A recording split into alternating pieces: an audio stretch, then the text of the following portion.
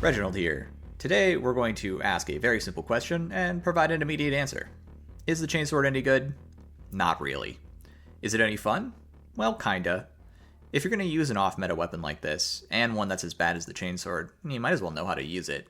We're going to cover this subject fairly quickly today because I'm still working out a few details on the Chainsword, even though it's a fairly disappointing weapon, but most importantly, because Fat Shark may actually buff this thing at the end of May, and due to all the feedback that we've given it already. And if that happens, I would certainly be excited. I was kind of hoping we would find out about that on the 18th, but apparently a holiday that happens every single year is such a surprise that they had to delay their announcement by an entire week. Once the patch notes finally drop, I'm actually going to be able to see what I will be doing on this channel for the next month or so. If the chain weapons get a buff, I'll have plenty to talk about, and if they don't get a buff, I'll still have plenty to talk about, so that's definitely on the chopping block either way. I just can't make anything until I know. I'd also like to do a review of Darktide and whether or not I recommend it to new players. I can't do that until I see what the state of the game is after the content patch, so we'll see. Alright, let's hop into it without any further delay. So, I haven't used this on the Veteran since, I was playing in Malice, and I haven't rolled a good one on my Veteran, nor do I play my Veteran enough to get the materials after the Lawbringer video to actually roll a good one. So, yay crafting. The chainsword I've used for all of my footage in this video and all of my testing is a chainsword with Shred and Savage Sweep. I can't comment on what other chainswords work like because the only other one I have has Bloodthirsty, and that's no good, frankly. I'd like to try out Rampage, but I don't have that blessing, so you're stuck with what I was able to find. The idea behind Shred and Rampage is basically the same, which is that in a horde and in general, you're going to get more consistent, higher damage because both blessings really are taken advantage of when you're able to chain hits frequently against multiple targets. So the crit uptime on Shred is, of course, intended to give you better outcomes in terms of damage, and the Rampage option gives you just a higher base damage, so you'll do a little bit more over the course of the game. Either way, I think both weapons are going to be disappointing, and that's not a surprise considering everybody agrees these weapons aren't very good. As a quick note, I run the same build in terms of feats that I run on every weapon, so I'm not taking advantage of the possible crit build advantage that the Zealot can use on the Chainsword with Shred. I'm just running my normal build that I would use with my hammer or my chain axe or anything else.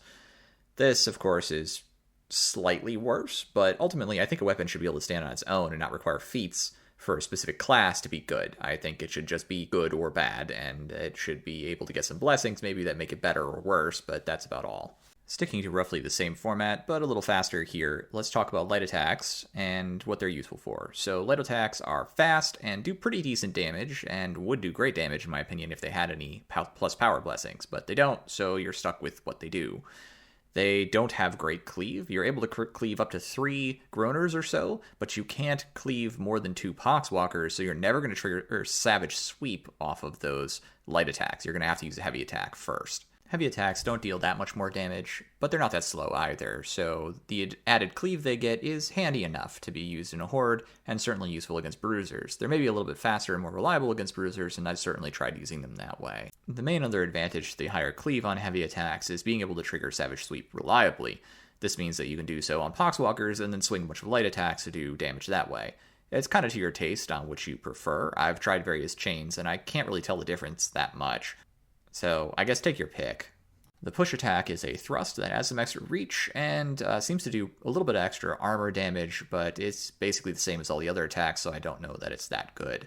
The special attack on the Chainsword is basically the same as it is for all the other special attacks on the chain's weapons, and it's handy against armored targets and does a bit more damage, sacrificing some safety and mobility. Though, the Chainsword has probably the best heavy shred attack of the lot, in my opinion, because it deals a lot of its damage up front, and I'll show you that when we get to Idiosyncrasies. Oh, also, the rev attack on the Chainsword has the shortest startup animation, and you can basically interrupt it immediately with a swing, so that's pretty handy. I kind of like that a lot, actually, for the chain weapons, and I wish they would put it on the other ones, since there's supposed to be a trigger that you hit as you are swinging them to rev them, and they not necessarily have to rev them ahead of time like you do with the chain axe or the eviscerator. On the other hand, the Chainsword has the worst stagger on revved attacks of any weapon, and maybe that makes it the worst after all. Let's talk swing patterns real quick on the Chainsword.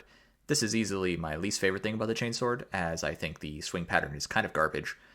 And on top of that, it's probably the most complex thing about the Chainsword. It's basically not that good of a weapon, and it doesn't do enough damage or cleave, and then on top of that, it has a bad swing pattern. But let's actually talk through it. Okay, so the base light attack swing pattern is diagonal, diagonal, horizontal from right to left, then diagonal, repeating. I'll show you that real quick. This can hit multiple targets once you have Savage Sweep attached, but it's not that strong, not that anything is on this weapon. Let me show you what I mean.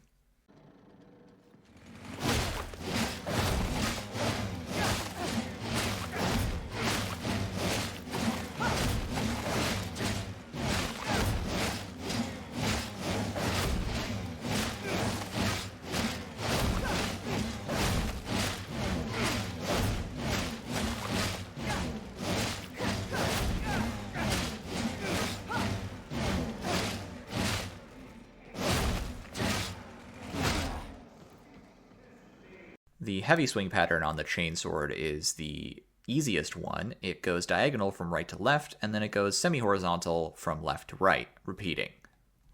Chaining off the thrust from the push attack on the Chainsword gets a little weird. Out of nowhere, there is a light attack that comes in from overhead from the left side to the right side, and then it initiates the diagonal pattern starting with the light one. Chaining a heavy attack off the thrust is also different. It initiates a diagonal strike down attack from left to right, which is the only time you'll see a heavy attack do a left to right strike down.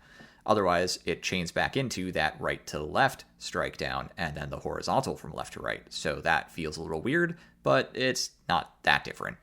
Things get even more bizarre when you try to chain off of heavy attacks. So if you engage the first heavy and then do a light, you will do a heavy strike down followed by a light strike down, and you can repeat that indefinitely, though I don't know why you wouldn't just use double heavies at that point. Now, the real kicker here is the heavy, heavy, light, heavy, light chain. The first heavy is, of course, your strike down. The second heavy is a horizontal attack. That's great for chord clear. Your next light attack is going to be a horizontal coming back. That's the third light in the chain. But then when you go to heavy again, you're actually going to get a left to right strike down. It's not quite the same one as the thrust. It's a weird, slightly different angle. And then your light attack will actually also be a strike down. And then when you repeat that chain, it will go back to the horizontal. So for some reason, you're never allowed to do two horizontals chaining into two more horizontals. You just have to tolerate strike downs with this weapon.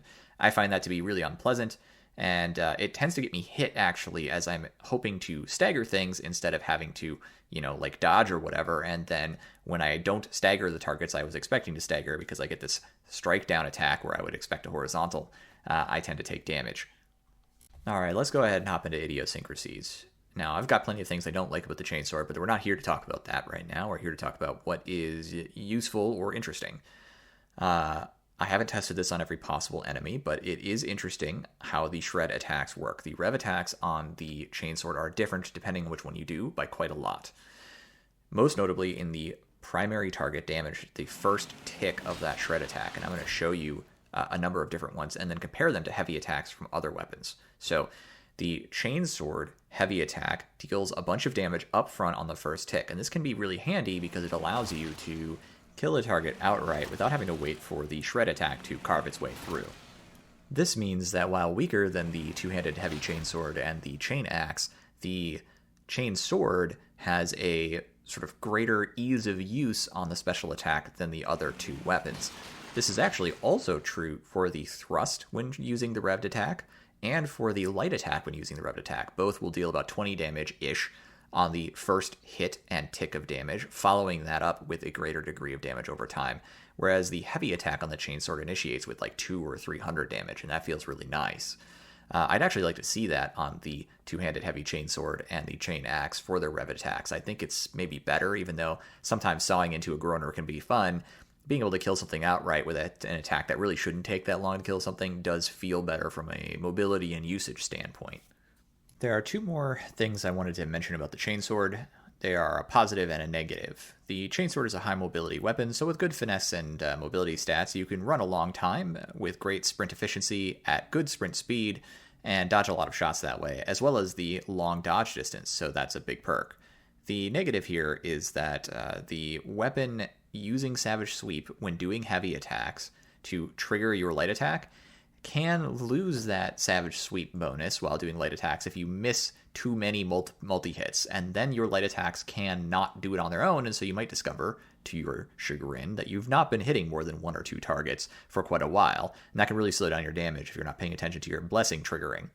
Alright, well, I wanted to do something quickly to tide us over until we find out what's happening in May, or at the end of May, or maybe early June. Who knows? We'll find out.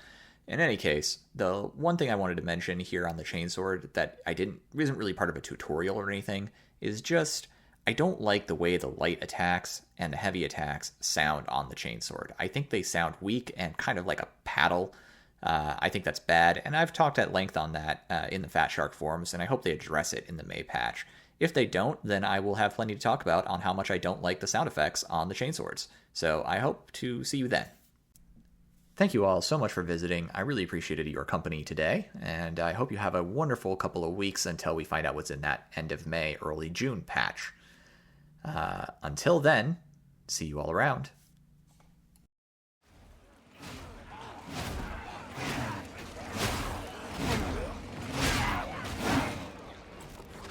Is your weapon empty, slug? Agreed!